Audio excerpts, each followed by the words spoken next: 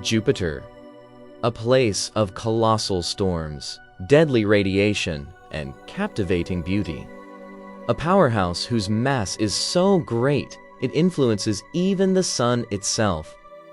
Jupiter is fast becoming one of the most studied objects in our solar system, with 7 flybys, 2 orbiters, with 1 still in operation today, and 2 additional planned missions. There is so much to know about the 5th planet from the Sun. What causes its distinctive red coloration? What is it made of? What lies beneath its obscuring clouds? What do we know about its great red spot? Jupiter holds a vital role in protecting our solar system, and it's time to delve into its mysteries. The 5th planet from the Sun, Jupiter is found on the outskirts of the asteroid belt and sits between the orbits of Mars and Saturn. It is 778 million kilometers away from the Sun on average, or 5.2 astronomical units, and completes an orbit every 12 Earth years. The axial tilt of the planet is small, only 3 degrees. This means it doesn't experience much change in seasons, unlike Earth and Mars. And very much like Saturn, its radius at the equator is greater than at the poles. It is a massive planet, the largest in our solar system. It is so massive, its mass is 1,000th that of the Sun.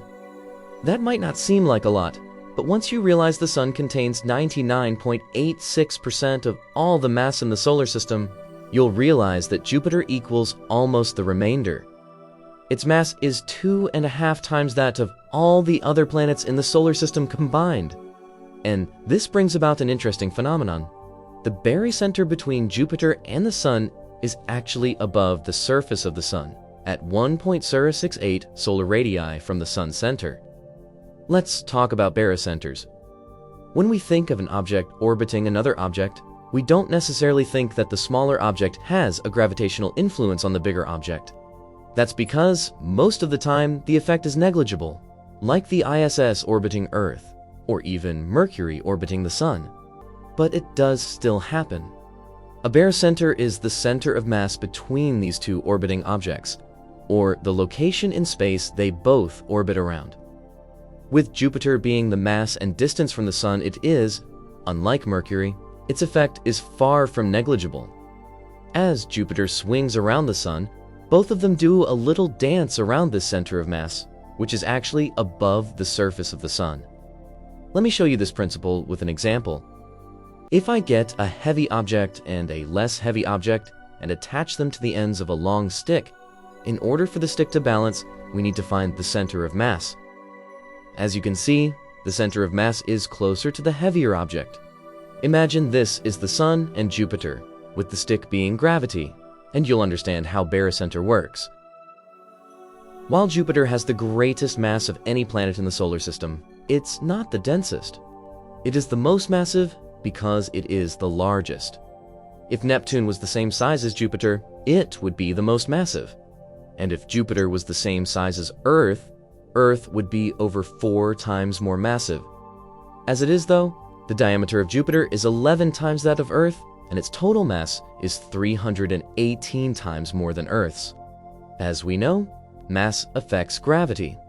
This means that Jupiter has a huge gravity, over twice that of Earth, at 2.528 GeV at its surface.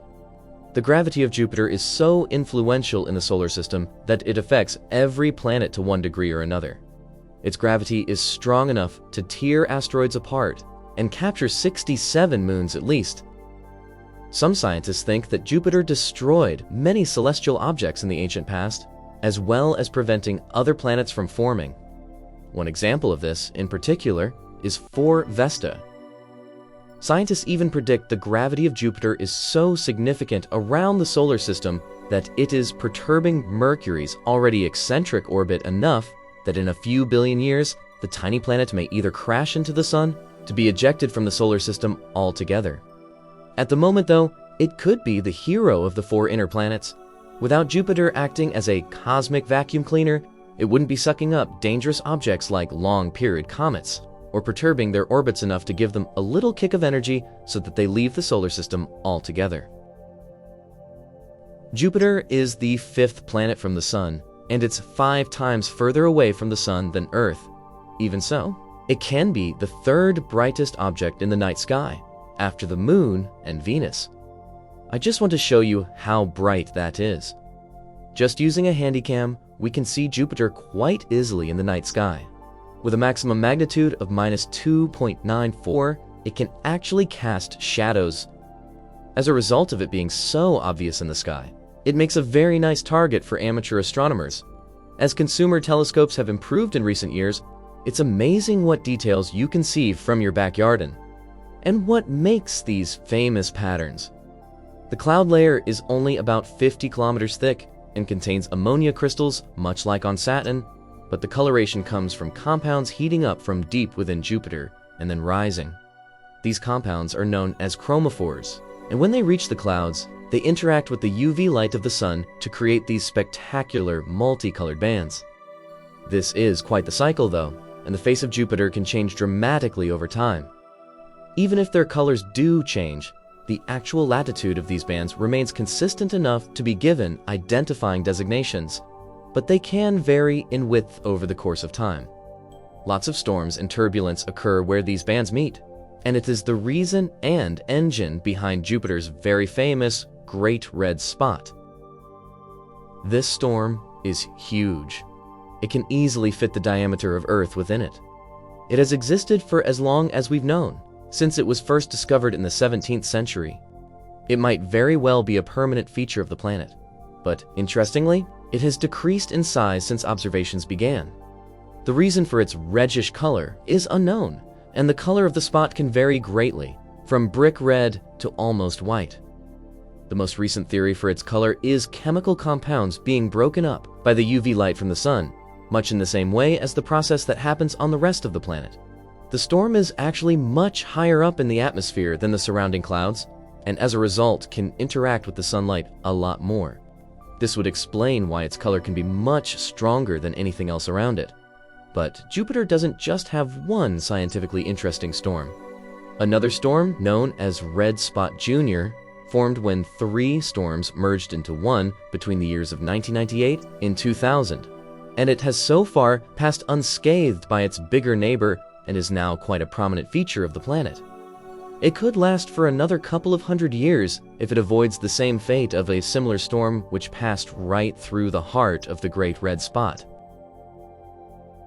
So, what do we think Jupiter is made of? Well, much like Saturn, under the atmosphere are gaseous, then liquid, and then metallic forms of hydrogen. The further into the planets you go, the greater the pressure becomes. Under immense pressure, hydrogen acts as a metal, and beneath that is an ice or a rocky core. Because we can't recreate on Earth the immense pressures Jupiter experiences, we don't really know what properties these materials have at the core. Roughly 90% of Jupiter is thought to be hydrogen, 10% helium, and then trace amounts of methane, ammonia, and others. Jupiter rotates very fast, faster than any other planet, completing a rotation in only 10 hours. But due to it not being solid, it doesn't rotate the same speed all over, a rotation at the poles taking 5 minutes longer than at the equator. As a child, I was very curious why Jupiter wasn't a star. Considering Jupiter is so massive, plus it is predominantly made of flammable hydrogen, surely someone just needs to throw a match in to set it alight. Well, the sad news for my inner child is that stars don't really work that way. Plus, there's barely any oxygen on Jupiter to allow for combustion. Stars produce their heat from nuclear fusion caused by the extreme pressures found at the star's core. Current thinking is that Jupiter would need to be roughly 75 times more massive than it is now to be massive enough to be a star. Although, interestingly, its volume isn't too far off from the smallest known red dwarf. And yes, you may have noticed in this picture, Jupiter does indeed have rings. Nothing on the scale of Saturn, but there are 4 planetary rings.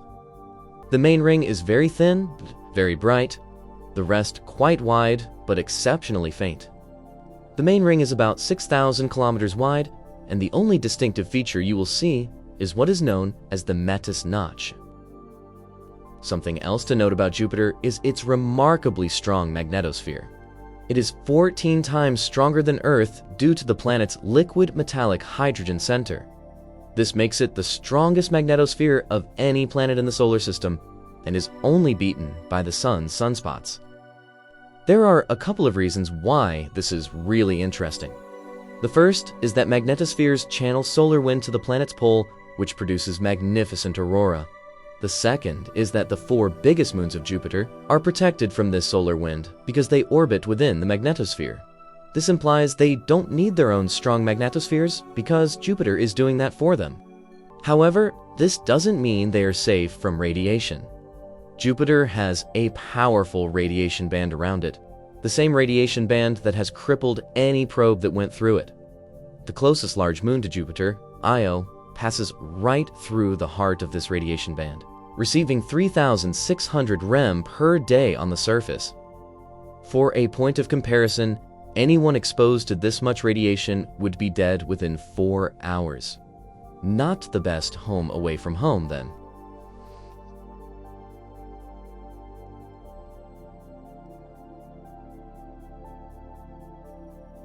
Jupiter has 67 known natural satellites. 51 are under 10 kilometers in diameter, but the largest, the Galilean moons, are some of the biggest in the solar system. They are Io, Europa, Ganymede, and Callisto, and they are all interesting in their own right. Ganymede is actually the biggest moon in the solar system and has a greater diameter than that of Mercury. And with this final thought, take a look at Jupiter through the infrared, demonstrating the immense size and power of this planet. This dot at the bottom of the planet is the impact of an object from space, which, if it had hit Earth, could have spelled the end of our planet as we know it. We can be glad Jupiter is there, not only for its beauty, but because in so many ways it is an asset to our solar system.